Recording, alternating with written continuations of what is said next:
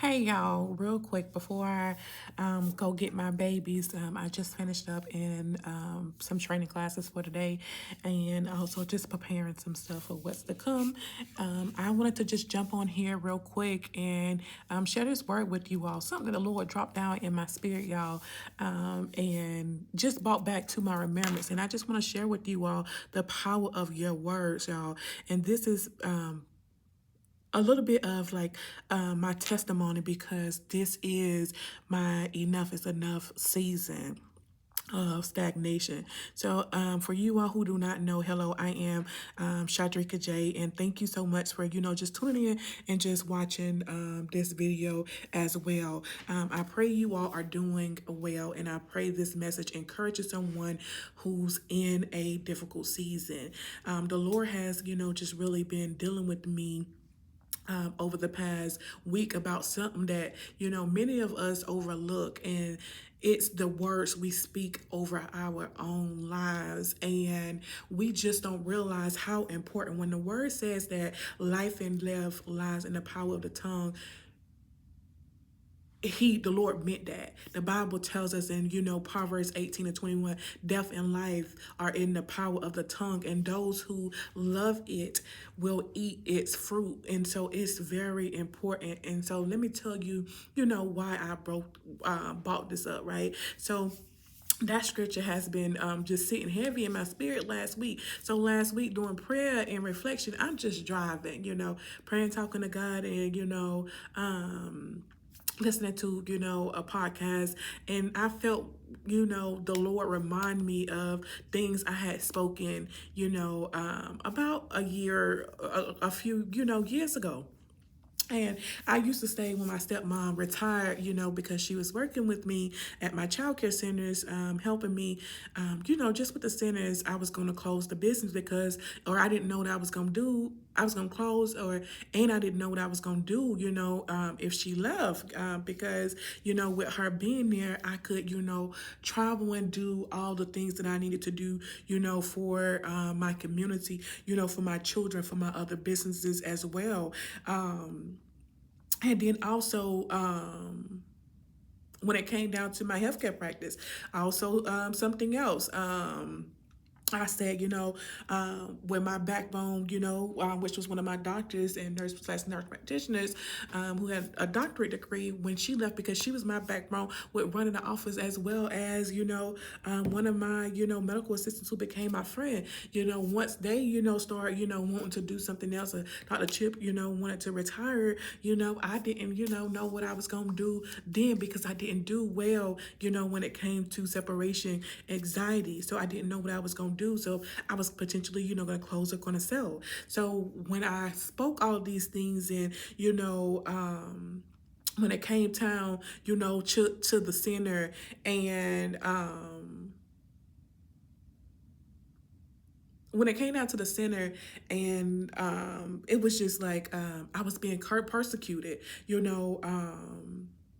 I was all on the, all on the news. You didn't even have to, one thing I want y'all to understand is, long as your name and you're the guaranteer for the business, and your name is on that door, or your name is on documentation, it doesn't matter, who did what. You know what I'm saying? You're still going to have some kind of liability when it comes to issues that come up. And that is something that, I had to process, because I didn't understand why I was being persecuted so hard, when it wasn't even, at my, at my fingertips or my disposal, but because my name was, tied to it, I had to, reap some of that, backlash. And so it was hard, you know what I'm saying? So, then years later, life happened, I'm thinking, I had this vision of, wanting to close because, I was experiencing burnout, or, health challenges, and, public accusations, and, the news crews, and stress and pressure, from running back and forth to one business to the other, because I had multiple businesses, businesses, that were operating at one time. And, I was, making millions of dollars in business, not including, the overhead and, the expenses and payroll and all the things. And, using one business to, help fund another one. And I'll share that in another video, the pros and the cons to, doing that as well. But I believe, those circumstances, I felt like at the time, those circumstances were the reason why, I wanted to close, not knowing, that I had already spoken over my businesses. You know what I'm saying? I had already not spoken. And, it wasn't until last week when the Lord brought it back to me, that life and death lies in the power of the tongue. You spoke that out your mouth. You weren't even ready, to, close. You really didn't want to close, but because you had already spoken out your mouth, that's why all that confusion and all the stuff had to happen, because you had to understand the importance of speaking things out of your mouth. So y'all, I encourage y'all to be very careful. But during praying, I felt convicted. Also that long before those events had already happened, had already, spoken defeat over that season of my life, whether those words influenced my mindset or prepared my heart to accept that outcome. They matter. They shaped what I believe was possible. Then God, when he reminded me of something else, when, one of the, just like I said, Dr. Chip, when she was just, planning to retire.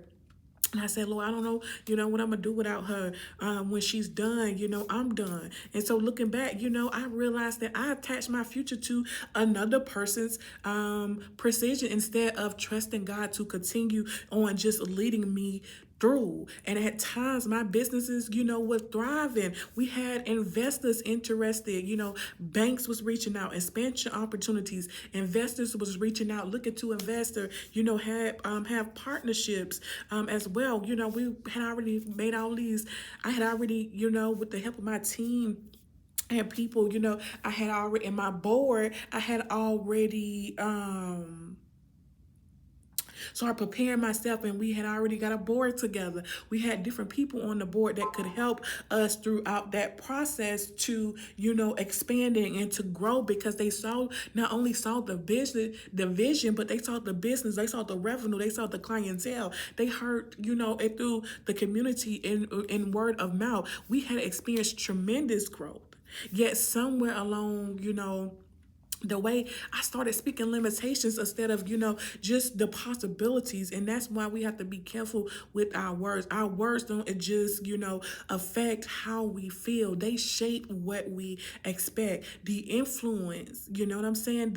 They influence the decisions that we make. They reinforce what we believe about ourselves and about God. And Jesus said, himself in Mark 11:23, that whoever speaks to the mountain and believes will see God move. So scripture repeatedly teaches us that our words matter because they reflect what's in our hearts and influence how we live in faith on down to, Ezekiel. And Ezekiel, when he asked, can those, dry bones, live, and speak to those dry bones, paraphrasing, so just, again, words matter. And I was also, just recently inspired by listening to an entrepreneur, share their journey. I watched, Pinky Cole on Funky Friday with Cam Newton last night. I saw a snipping on Facebook, and I said, I'm going to go back and, in the morning, and I'm going to, find it on YouTube, the entire thing. So I did, watch it, this morning when I was getting ready. After I spent my prayer time and I prayed, I needed to go on and start preparing myself to leave the house. So I played it, and I played it on my ride in. And when I got to the office, as I was preparing, for the day, and one of the things, I watched Pinky Cole talk about was losing everything, having to file bankruptcy, rebuilding, and refusing to let, failure define her, even though she had a husband standing beside her who was also making millions in business. She talked about why it wasn't important, you know what I'm saying, to how she felt embarrassed to, even tell him about the bankruptcy, or, how she, felt these different feelings and emotions, and the deep and darkness that she experienced, and the depression and all the feelings and emotions that, and it was like, she was speaking directly to me, because those are the things that I felt. And it was, good to know, and hear somebody share their story, so that lets other people know that they aren't alone. You know what I'm saying? I also thought about, people like Toni Braxton, who openly discussed, financial struggles and bankruptcies before, rebuilding her career. And look at her now. Their stories, just really reminded me of something important. Failure isn't, final. Bankruptcy isn't the end. Losing everything isn't the end. Sometimes, it's the classroom God uses to, just simply prepare us for our next season. And I've realized something too. And one of those things that I realize is that God has allowed me to walk through so many different seasons, not because he wanted to, destroy me, but because one day he would use me, and he would use every one of those experiences that I experienced to help someone else. I've experienced homelessness. I've experienced, building successful businesses. I've experienced losing businesses. I've experienced trauma. I've experienced public humiliation. I've experienced grief. I've experienced hood trauma and abuse. I've experienced, marital challenges. I've experienced entrepreneurship. I've experienced, making millions of dollars in business revenue, and then having to, just rebuild and, just do every one of those, seasons. God never left me. And that's one of the things that, when they wonder, people wonder why I serve him like I do, why I pray, the way I do, why I encourage people, you know what I'm saying? And that's why, how I Serve You Harbor was birthed. It was birthed because I survived. I served because I survived. I've had too many encounters with the Lord not to serve his people and not to give back. You know what I'm saying? And that's, not just, the name behind my ministry. That's my testimony. God doesn't waste pain. He redeems it, and we have to understand that. Romans 8:28 reminds us, and we know that in all things, God works for the good of those who love him and who have been called according to his purpose. That's what the word tells us in Romans 8:28. And so today, I would say I'm finally in, my enough is enough. You know what I'm saying? I've cried enough. I've questioned enough. I've doubted enough. I've been stagnated. I've replayed everything enough. Now it's time to simply just prepare. It's time to build again. It's time to dream again. It's time to believe again, because if God blessed me after one, difficult season, if he restored me before, if I lost everything and was experiencing homelessness, and he blessed me 10 times fold to where I was making millions of dollars in business revenue, just imagine what he's going to do this next time around. Imagine it. I can see it. You know what I'm saying? It said faith without works is dead. You know what I'm saying? We got to believe it. We got to see it. You know what I'm saying?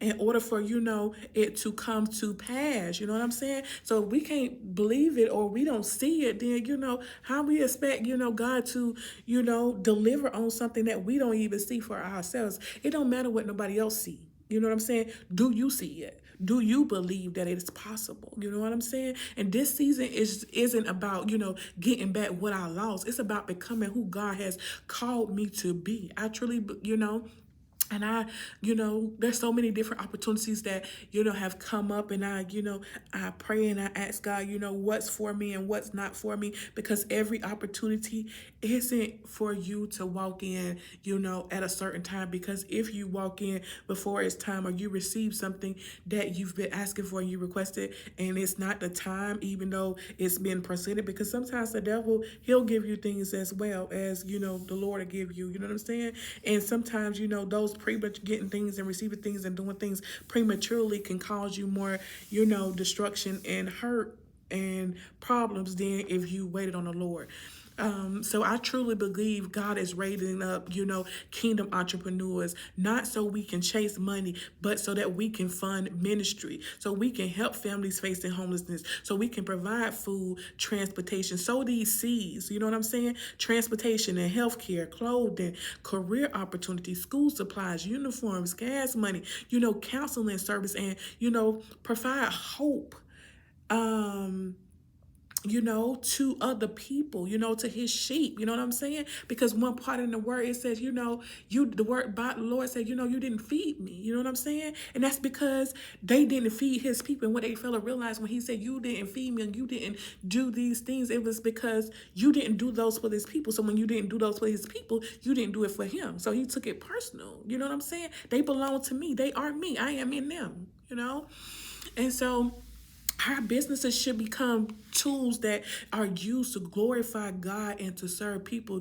That's what success looked like, now to me, this time moving forward. I was always a giver. You know what I'm saying? I'll give people my last. I'll give people anything. You know what I'm saying? So today, I just want to encourage you, be careful, instead of saying, of your words, be careful of your words. Instead of saying, I'll never recover, say God is restoring me. Instead of saying I can't do this, say I can do all things through Christ who strengthens me. Philippians 4:13. Instead of saying I'm finished, instead of attaching your gift and your talent to someone else. You know what I'm saying? Don't do that. Do not do that. Say, instead of saying, I'm finished, say, God is just getting started with me.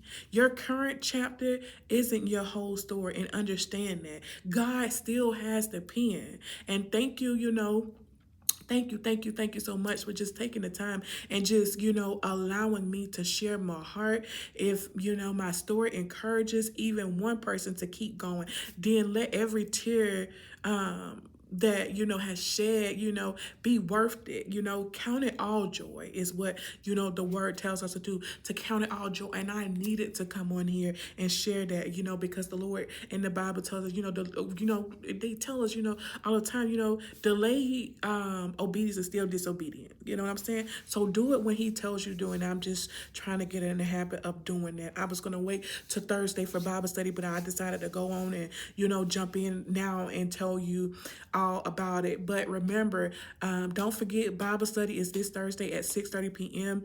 Eastern Standard Time. We're going to be live. I'm going to be live on YouTube. I am, Shadrika J. Thank you for tuning in. Until next time, be blessed, keep believing, keep speaking, and remember, you survived for a reason. Now it's time to serve with purpose. Also remember, life and death lies in the power of the tongue. So just be very, careful of the things that you speak out of your mouth, okay? So enjoy your day. Thank you for tuning in.